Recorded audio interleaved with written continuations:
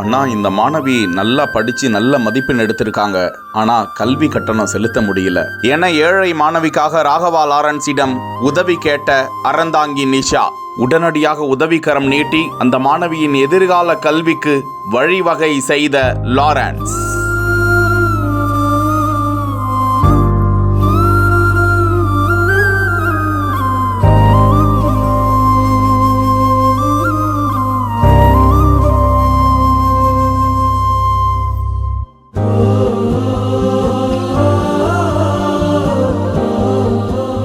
எதிர்கால அரசியல் குறித்து அவர் அளித்த பதில் என்ன?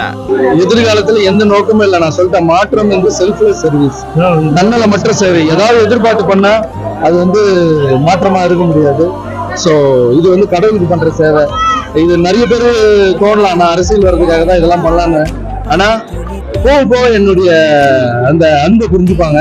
அது உடனே புரிஞ்சிக்க முடியாது, போக புரிஞ்சுப்பாங்க. சென்னை குறுக்குப்பேட்டையை சேர்ந்த மாணவி வைஷ்ணவி 12ஆம் வகுப்பில் 592 மதிப்பெண்கள் பெற்று கல்வி கட்டணம் செலுத்த முடியாத நிலையில் கல்லூரியில் சீட் கிடைக்கவில்லையாம். இது குறித்து தகவல் அறிந்த மாற்றம் அமைப்பை சேர்ந்த அறந்தாங்கி நிஷா நடிகர் லாரன்ஸிடம் இது குறித்து கோரிக்கை விடுக்கிறார். உடனடியாக உதவ முன்வந்த லாரன்ஸ் அந்த மாணவிக்கு ஊக்கத்தொகை வழங்கி கல்லூரி படிப்பிற்கான அட்மிஷனையும் பெற்றுக் கொடுத்து மகிழ்வித்ததோடு எதிர்காலத்தில் அந்த மாணவி என்ன படிக்கிறாரோ அதற்கான தேவைகளை தான் பூர்த்தி செய்வதாக உறுதியளித்தார். தன்னலமற்ற சேவையை செய்து வரும் மாற்றம் அமைப்பு விதவை பெண்களுக்கு தையல் மெஷின் வழங்குவது, 60 மாணவர்களை வீட்டில் தங்க வைத்து படிக்க வைத்து வருவது, ஏழை மாணாக்கர்களுக்கு கல்வி கட்டணம் செலுத்துவது, விவசாயிகளுக்கு டிராக்டர் வழங்குவது, மாற்றுத்திறனுடையோருக்கு தங்களது பிள்ளைகளுக்கு உதவுவது போன்று உதவுவது என தொடர்ந்து உதவிகளை செய்து வரும் ராகவா மற்றும் அவரது டீமிற்கு பாராட்டுகளும் நன்றிகளும் குவிந்து வருகின்றன.